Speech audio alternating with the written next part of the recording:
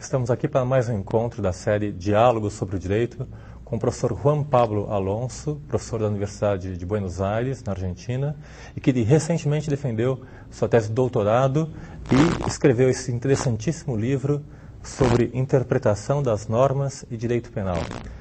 Pablo, eu queria que você falasse um pouco para nós como é que foi esse processo de elaboração dessa tese de doutorado, essa aplicação do Normative System a uma área concreta como essa que é o direito penal. Sei que você também é um advogado penalista, criminalista, e que levou quase 12 anos para escrever esse trabalho. Então, conte para nós como é que foi esse processo. Bien,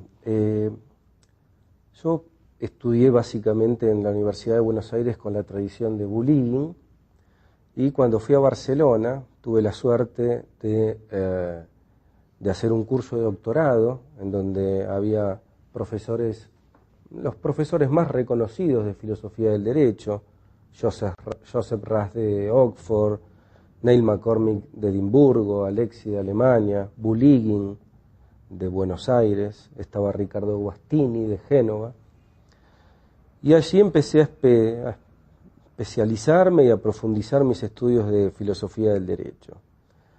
Y cuando me centré básicamente en dos corrientes filosóficas. Por un lado, la corriente de análisis lógico del derecho, de Bulligin y Alchurrón, de Normative System, pero por otro lado, la teoría de la argumentación jurídica, de Alexi y McCormick, cautivaron, me trajeron como teoría intelectual, como teoría de cómo elaborar una respuesta frente a casos difíciles. Y se daba una situación especial que las dos teorías aisladamente eran intuitivamente adecuadas, plausibles, pero cuando combinábamos las dos teorías había ahí un choque, un colapso que hacía que o se aceptaba una teoría o se aceptaba otra teoría. Y un poco el desafío que yo intenté recorrer, el camino que intenté recorrer, el desafío que quise afrontar, tenía que ver con intentar dar una respuesta desde las tesis analíticas de Alchurrón y Bulligin a las críticas principales al positivismo y en especial a su no consideración de los principios jurídicos como elementos relevantes en el análisis jurídico. Y bueno, en función de eso empecé a trabajar en esa línea, y ya cuando retorné a Buenos Aires en el año 1994, empecé a trabajar como abogado criminal, penal, y empecé a aplicar estos conocimientos, estas investigaciones a casos prácticos de derecho penal, y bueno, un poco este fue el embrión, el núcleo de lo que terminó siendo después mi libro. Pablo, me diz uma coisa, nós discutimos muito aqui também no Brasil sobre direito tributário, sobre esses vários modelos aplicáveis, e é uma discussão que já é antiga, que é sobre a distinção entre regras e princípios, e que mesmo para nós não é muito clara. Muitas vezes alguns confundem regras que são implícitas com princípios que são explícitos com regras, e de fato aparece como central na sua tese, naquele terceiro plano com que você trabalha, na sua tese da coerência, essa harmonização que você faz entre as regras e os princípios. Então, eu queria, até para nos orientarmos na nossa discussão, qual que é a distinção que você faria entre regras y principios? Muy bien. A mí me ha gustado, todo el tema de los principios y las reglas es a partir del del poderoso ataque de Dworkin al positivismo jurídico, todo el tema de la distinción de las reglas y principios ha sido un aspecto central de la teoría jurídica.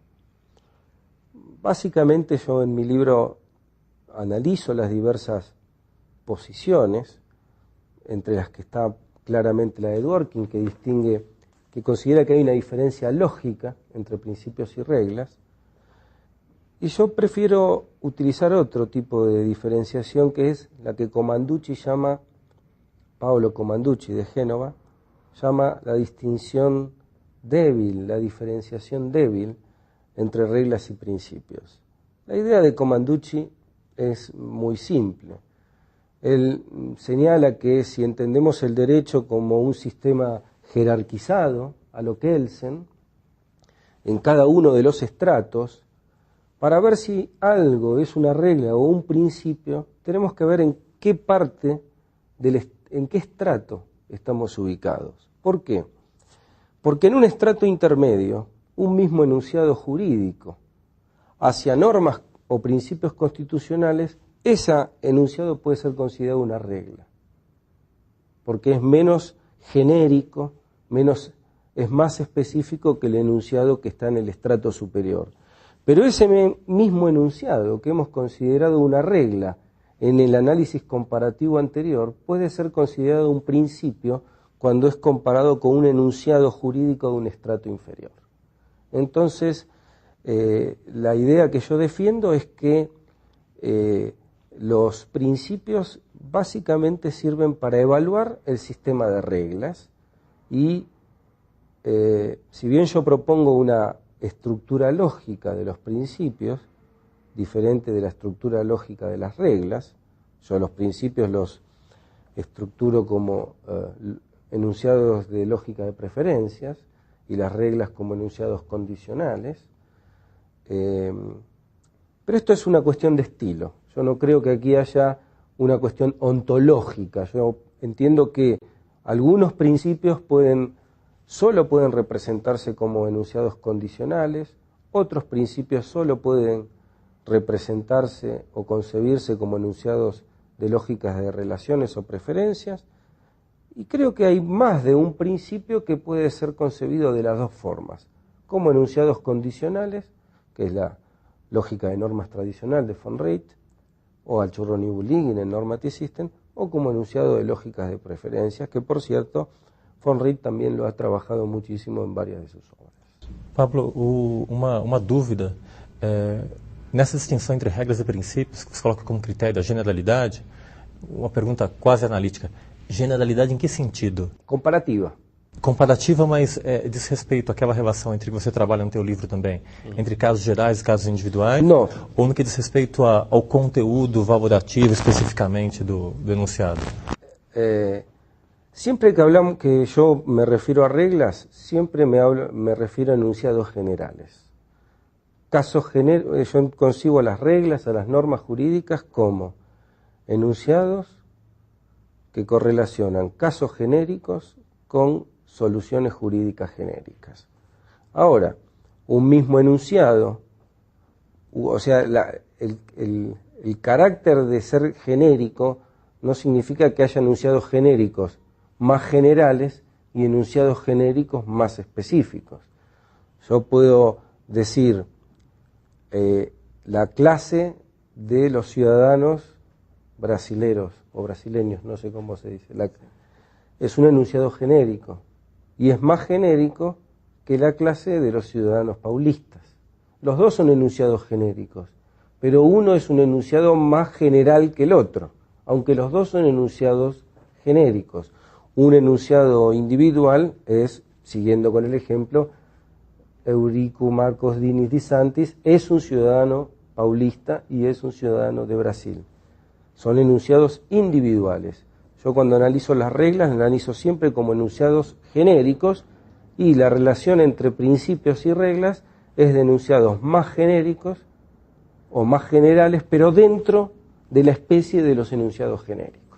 É que eu tenho uma impressão de princípios, Pablo, em que o problema da definição do princípio é justamente identificar os critérios que definem o sentido do princípio. E, por exemplo, o exemplo que você deu, eu posso ter classes altamente genéricas, com conotações amplas, mas que são precisas. O critério de ser brasileiro, ou ser humano, é preciso, envolve uma classe bastante genérica, mas o critério é preciso e eu não tenho muita dúvida em definir se um objeto é ser humano ou não é. E no caso do princípio, sempre me pareceu que, por serem enunciados mais valorativos, eu não teria problema simplesmente de denotativo da extensão do sentido do princípio. Mas o meu problema é no que diz respeito à ambiguidade, vaguidade relacionada com o termo e a dificuldade de precisar o que significa igualdade, o que significa justiça, o que significa, em direito tributário, por exemplo, capacidade contributiva. Ou seja, como você relaciona? Os princípios são ambíguos e vagos? Esse que é o problema deles? Ou é efetivamente essa generalidade, que pode ser, de certa forma, precisa? Bueno, en realidad me parece que Atienza y Ruiz Manero tienen razón cuando ellos dicen el problema de la vaguedad y la ambigüedad afecta tanto a los principios y a las reglas. Pero quizás la diferenciación se encuentra en que mientras las reglas pueden ser ambiguas bajo ciertas condiciones o en ciertas circunstancias, o pueden tener problemas de vaguedad en ciertas circunstancias, los principios son centralmente vagos. Los principios tienen como elemento central, como elemento innato de los principios, el problema de la vaguedad. De todas maneras, yo en mi libro hago algunas distinciones entre principios explícitos y principios implícitos, pero me ocupo básicamente de los principios implícitos, porque es quizás la gran deuda o la gran crítica hacia el positivismo. ¿Por qué? Porque el positivismo jurídico, si tenemos un principio explícito, por ejemplo, el principio del debido proceso penal o del derecho de defensa en juicio penal, que está en el artículo 18 de la Constitución Nacional, no hay problemas. Además, más allá de los problemas de vaguedad y ambigüedad, no hay problemas de decir, este es un principio del derecho argentino. Más allá de la dificultad que puede, en un caso normativo más específico, no individual, genérico, pero más específico, ver si las normas se adecuan o no se adecuan a las exigencias del principio. Pero un poco la crítica de Dworkin al positivismo, que tenía que ver con que no podía dar cuenta de los principios implícitos, es un poco lo que más centró mi atención en este trabajo. De hecho, en trabajos posteriores que todavía no están editados, pero que estoy terminando de confeccionar, estoy trabajando ya con principios explícitos, porque creo que este modelo analítico no es cautivo o no es dependiente solo de los principios implícitos, sino que lo que pasa es que en este libro me interesó trabajar especificamente los principios implícitos. Uma coisa que me chamou muita atenção na sua sistematização, na organização do seu trabalho, você mesclou duas escolas, na verdade, você aproximou a ideia de identificação e sistematização do Normative System com a ideia do Dworkin, de identificar o sistema pré-interpretativo, interpretativo e pós-interpretativo. E propôs, na verdade, como metodologia, 3 níveis: um nível de identificação, um nível de sistematização e um nível de determinação de coerência, onde entre os princípios e as regras. Até para nós entendermos melhor a tua concepção de princípio, que é a mais difícil. A regra nós temos a ideia de norma é um pouco mais fácil para nós, até pela nossa tradição analítica aqui do Brasil, acossada a uma tradição ampla do professor Paulo de Barros Carvalho, que você teve a oportunidade de conhecer hoje, que trabalha a chamada regra matriz de incidência. Uma pergunta para entender um pouco melhor esse sentido do que é princípio. Nessas 3 etapas que você chama da tua metodologia de trabalho, os princípios entram só na última para verificar a coerência, ou há um processo também de identificação dos princípios que entram e não entram dentro do seu discurso? Bueno, podríamos distinguir dos tipos de principios, ¿no? Los principios que tienen que ver con la parte metodológica del trabajo, que obviamente tiñen un poco todas las etapas interpretativas, pero cuando yo hablo de principios jurídicos, estos ocupan un lugar central en la última etapa, que es la evaluación coherentista. La idea de los niveles es muy simple. En la identificación se toma la norma, la disposición jurídica, y se determina cuál es el significado. Con independencia, y esto es un proceso aislado, es decir, con independencia del resto de las normas que conforman el sistema. Para el positivismo jurídico, el derecho es una especie de lenguaje. Se dan todos los elementos del acto de habla, que tiene que haber un emisor, un destinatario, un mensaje y un código común compartido entre emisor y destinatario, el idioma castellano, el idioma portugués. Entonces, el derecho tiene esas mismas exigencias. Hay un emisor que es el soberano, el legislador,